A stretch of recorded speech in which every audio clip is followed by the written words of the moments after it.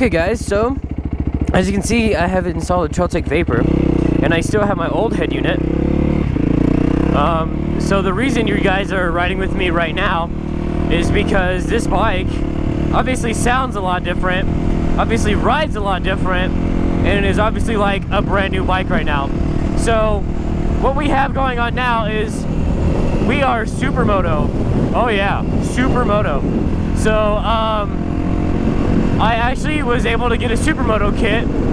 The kit consisted of the rims, the Vapor, a full FMF with a carbon fiber sleeve to a Hex 4 in the back for $1,600. So brand new Pilot Power 3s as tires. Pretty much everything I needed to go Supermoto was included. Front brake caliper, relocator, sprockets, you name it, everything was there. So now, I don't know if this is accurate, it's 55 through here, so it might be a little bit off, but as of right now, it's looking pretty good. Everything's working, the temperature's working, the air, I don't think it's 98 out here, but everything is working. I'm so excited. I did a coolant swap, engine oil, I did everything, but this is the Supermoto. This is the dream bike. This is what I've been going for. I wanted to Supermoto my DRZ, but just for the power, I didn't think it was worth it. So, but the way it sits now, it's just it's got the GYTR tuner on it, and just some basic supporting mods like exhaust and, you know, the Vapor. So what I wound up doing is I didn't want to lose my old head unit. I thought that would really suck when I'd go back to dirt trim.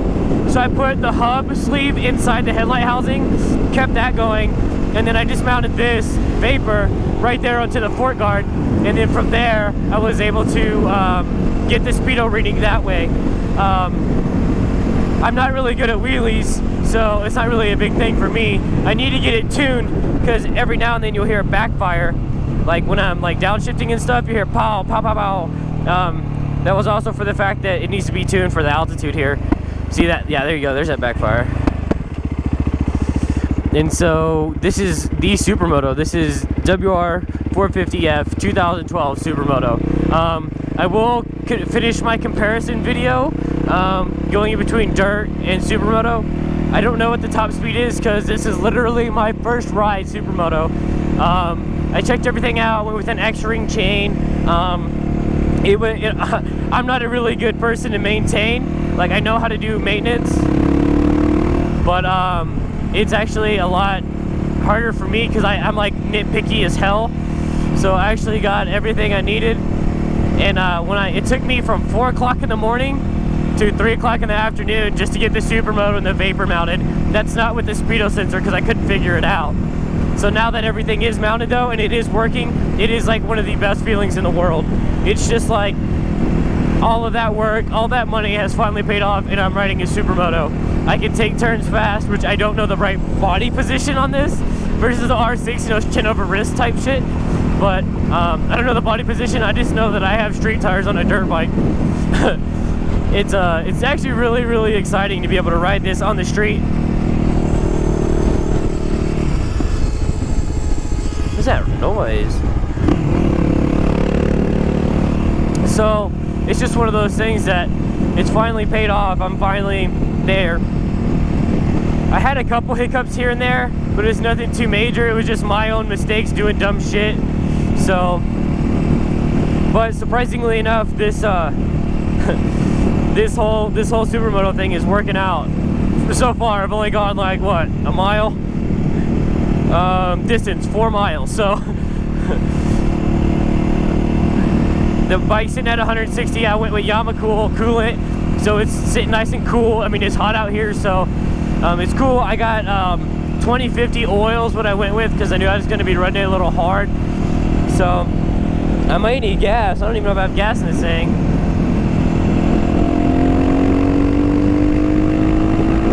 She definitely moves. It's surprising how much that exhaust opened up the sound to the bike. It actually sounds like a nice running bike now. Like before, it sounded really down, like really compressed. But now it's really open, like as it, like it just kind of lets it all out. There was one hiccup that I did run to that I wasn't able to figure out.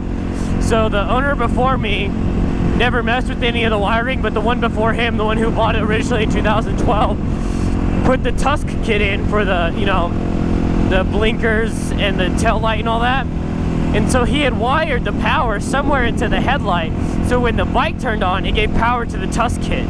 So you wouldn't have to worry about turning it off and on and killing your battery when you were riding, or when you had left the bike.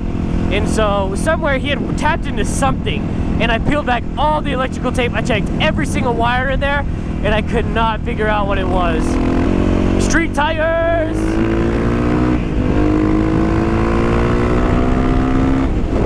Other riders, yay! Other riders, yay! Look at these other riders. They need protective equipment, but it's okay. I can't judge. They're riding in a straight line, it's kind of weird. How's it going? It's cool. These guys are cool. I like these guys.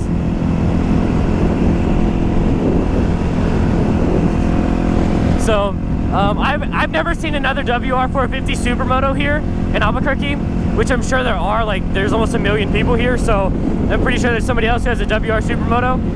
But I do know that I have one. I'm so excited. Like, I'm so fucking excited. It's not even funny. Like, this took me so much work and so much time, and I'm doing it. I'm riding a Supermoto. I'm riding a Supermoto. Woo!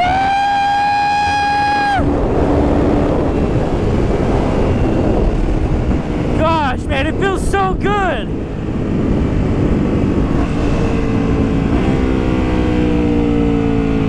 And the stopping power is fucking nuts.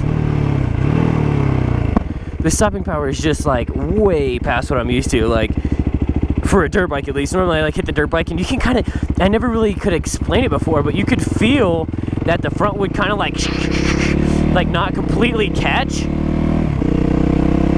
But this does, it grips like hell. Like I'm on street tires on a dirt bike. Like I'm even blowing my own mind. Like I've seen people do it and I'm like, oh wow, that's really cool. But now I'm doing it and I'm like, oh wow, this is really cool. Like this is gonna be the lamest video ever because this is gonna be me being so fucking excited.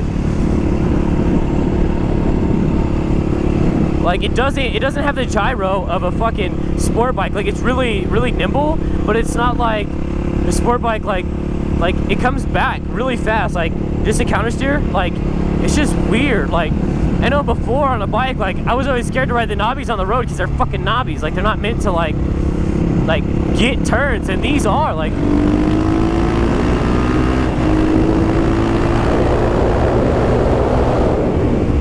Like you can get turns on these.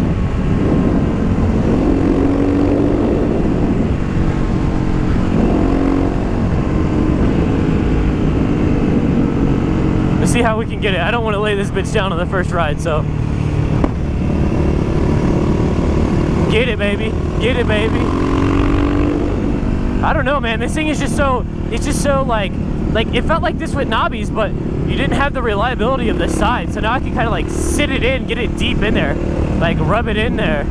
I don't know. You know what I'm saying? Like sit your ass down, get it in there. Kind of like get in the middle of turn and give it some throttle. You know, not having to worry about it like, woo! But then again, like everybody knows you don't need to like apply an excessive amount of throttle in a turn. What is this car doing?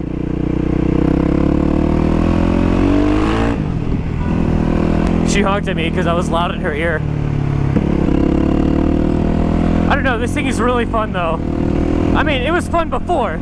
I don't know, it's kind of one of those things, like it's really bringing me back to riding on the street. Like, I bought the WR at first because I wanted another really good 4-stroke dirt bike. And I knew that I had the aspirations to go Supermoto with the DRZ, so I was like, hey, WR450, people have done it, I can maybe do it. And just one day I was like, wow, that's a really good deal. And I just bought it, like I just bought the kit for it.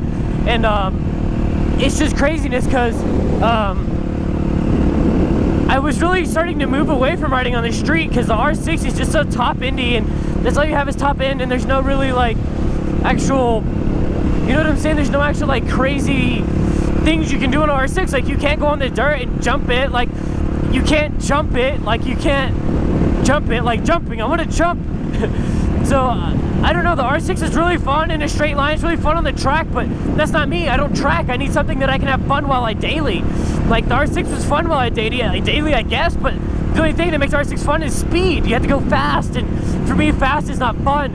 And so, like, just going in a straight line is not fun for me. I'm just like, might as well buy a booster if you're gonna do that. So, like, now that I got the Supermoto, I can...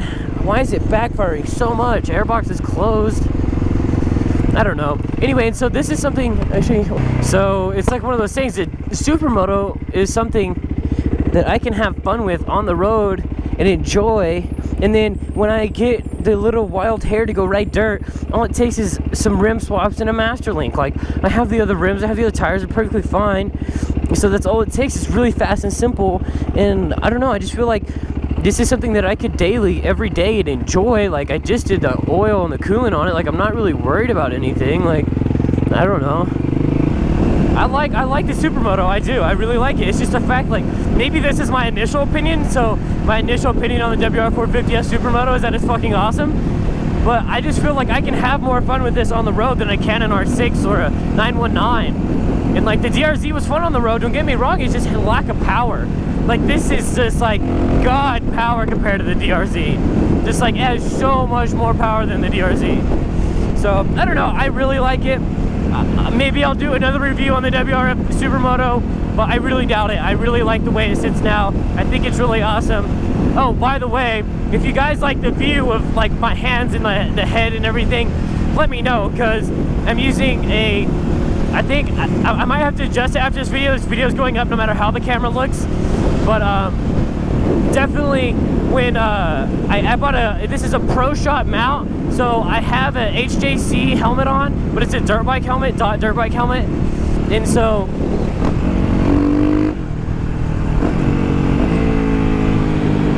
so I was able to get the Pro Shot mount and mount it to the front. I really like do it with Dan's front mount, so that's what we're doing here.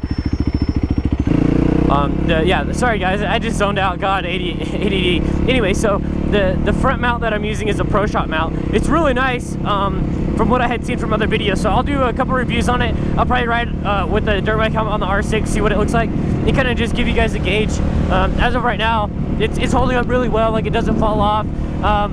Unfortunately, like, my helmet isn't straight when it comes to a V. When it comes to a V, it's not straight. It kind of has a curve like that. So the sticky, the hook, you know, the hook part, I guess, the Velcro that kind of clicks in is curved, but the mount is straight. So there's not really that big of a contact patch. It probably, like, Velcroed on that much on each side. But it's like I said, it's not coming off no matter what I do. So I shook the living shit out of it at the house. Like, I put it on and put the GoPro in there, and I gave it all my force, shook it like a, I don't know, like a fucking baby or something. I don't know. I just shook the shit out of it to see if it would come off, and it didn't come off, so that's good. But yeah, thanks guys for watching. Adios amigos. I hope you enjoyed the review. I'll talk to you guys later.